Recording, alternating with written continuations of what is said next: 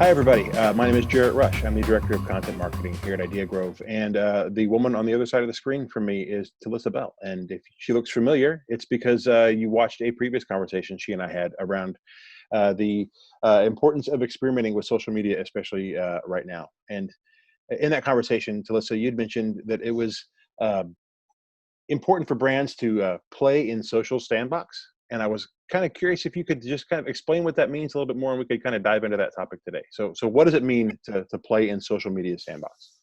So you have a lot of companies, whenever they hop onto social media, they try and talk the exact same way as how they've designed like their persona or how they think that they should be sounding in their advertisements. Typically, it's usually a little bit more elevated than what social media calls for. Social is a super casual environment. Of course, certain platforms are a little bit more formal, like LinkedIn is a great example of something that's more on the formal side. But then on the super casual side, you have your platforms like TikTok and Instagram. Twitter is also pretty casual too. And Facebook is kind of like in between, just because you have a slightly older demographic. So when these brands, especially like your more polished or professional brands, come onto social, a lot of times they make the mistake of trying to have that same type of tone on their social presence. And it's a major turnoff for people whenever they come onto the channel because it feels very artificial. It doesn't match how social media is supposed to be. So why do they do this? Is it harder because I now have to have a different voice for every different platform, and it just makes more work for me, or are they trying to hold on too tightly to that brand they've worked hard to create? Why are they kind of not playing in social sandbox? So I think it's a little bit of a combo of not knowing any better. If whenever brands first dive into social and they really take it seriously, um, a lot of times they have like these preconceived notions, like we've always done it this way, or this is how we are, and we don't deviate from that at all. And it's a little bit of a shock for them to have to adapt and change to match the actual medium that they're diving into versus just sticking with their script. So that's a major component of why a lot of times these brands kind of struggle whenever they make the transition into social media. So how do they change? Is this just a matter of uh, making some adjustments, or is it switching a mindset? It's a little bit of both. So you make the adjustments by kind of changing how your language is. So no one wants to read a super stuffy like white paper, for example, on social. I mean, you can download it for sure, and of course, it needs to be a little bit more polished. But if you're promoting that post, then you definitely want to have the language leading up to the actual download match how that social platform should be. You shouldn't be writing walls of content. I know that Facebook and LinkedIn allow for that, but the more succinct that you can be on social, the better. So you want to make sure that your language is truncated as much as you possibly can. You want to make sure that it's very readable. A lot of times people don't realize this, but the average reading level on social is somewhere around like sixth to eighth grade. And if you're writing stuff like somebody from a master's program, you're not going to be able to connect with most of these people on social. Also, utilizing the language of social helps you actually seem like you fit there. And that's using things like emojis, using things like contractions. And I know that sounds so simple and kind of silly, but people a lot of times when they write on social, like they don't utilize contractions at all. And it comes across as really formal. So it's constantly trying to make the content as casual as possible to try and mimic the language of who's on there. So it's really just small changes to the process, but you also do have to shift your mindset a little bit because you can't usually take the same approach that you would do for a long form content and write that exact same way on social, or literally lift something from a TV advertisement and just throw it onto social as well, because it screams ad, and that is something that people don't typically like on social. So one of the things I tend to think about a lot when creating content is this idea of authenticity. Like it has to feel like it's really coming from you. It has to feel like something you can actually talk about and own. I think is there a challenge there then to balance being authentic content that should sound like it's coming from you? It really feels like it's your content, but Hmm. also is playing in social sandbox. Like you can't go too far. I'm thinking of Right. there's a meme of Steve Buscemi, "Hello, fellow kids." He's dressed in he's an Hmm. old Oh man. my gosh, yes. So there's that meme, and how do you avoid that? How do you make sure you're doing the things that make you feel right for that social platform, but also staying true to who you are as a brand? Sure. I mean, there comes a risk with trying to find that right balance. So I've actually been following, and this will sound odd, Oil of Olay is apparently experimenting with how they're sounding on social right now.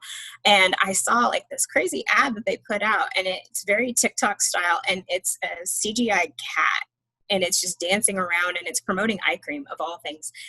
And it's a little too far out there. But then they have other ads where it's a little bit more muted. They're using bright colors and they're doing some animation and stuff like that. They're still promoting eye cream, but it's not beating over the head and like the hello fellow kids, like you said, because they're trying to go younger. So I think that what they're doing is they're testing to find out what does work and what doesn't work. And people need to not be afraid to test that, to figure out where their happy medium is. And people on social will tell you in a heartbeat if it's not working. Oh my goodness. The comments on the crazy TikTok cat for the Oil of Olay ad, it's ridiculous. Like, people are dragging them. But for the more subtle approach, people seem to like it and appreciate it. So I would definitely recommend testing. Obviously, you need to sit down and kind of set some guardrails of how far you will or won't go. You also need to make sure that you're being mindful and not being offensive, because sometimes if you're trying to like match language, it can be a little bit divisive in terms of certain age groups or certain ethnic groups and stuff like that. So like trying to imitate Wendy's, for example. Wendy's has their own thing and they form that and they manage to make that genuine, but other people that are trying to do that type of thing, that type of approach, it comes across as disingenuine. So you have to think about where you are as a brand and probably maybe dial it up by like a notch or two in terms of how casual you want to be, but you can't go from like 0 to 100 and expect it to be well received.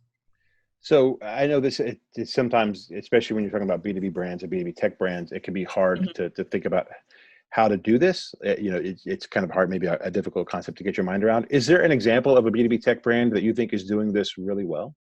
Yeah, it's going to sound weird, but Microsoft, actually, I think they do a great job with their social presence. When people think of Microsoft, I mean, it can be a little dull. But they managed to find a way to, especially, and I'm thinking about their Twitter presence in particular. So if nobody's ever really looked at Microsoft's Twitter, which a lot of people probably don't think to look at it, take a look. You'd actually be surprised. They actually have some fun content. Microsoft actually utilizes emojis, which is great. They keep their language pretty casual. And I mean, it's a very technical company. So they could be using tech speak all day and could be just trying to resonate with their fellow geeks, but they don't. They use emojis. They use memes, which is great. They do fun things like celebrate their super antiquated things. Like I saw something on there where they were highlighting solitaire.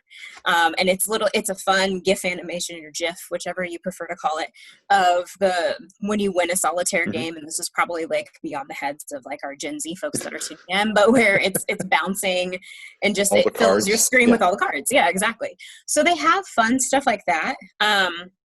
They are even kind of talking about how everybody, like right now, we're in COVID mode. So you have a lot of people that are using Zoom and different platforms to do these types of videos where we're doing we're doing video chat versus face to face. And they're making fun memes where it's like a dog where it's like the copy says Hugo, no Hugo, and it's just like everybody's frozen and looking at each other. So I mean, they have ways to be relevant, but they're also mixing in their different product offerings. But even when they talk about their new product offerings, they tie in relevant emojis and hashtags, and they keep the content super short. And then they share links so people can go look at those things. But they just keep it nice and tight and short and appropriate for Twitter as a whole versus just like specifically for their audience. Interesting. Well, Talissa, that was everything I had. I appreciate you giving us a few minutes today to talk Mhm. about playing in social sandbox and how folks can sort of loosen up their social media uh, experience. Yeah, Appreciate it. no, it's been a pleasure. Thank you so much. All right, thanks. All right, take care. You too.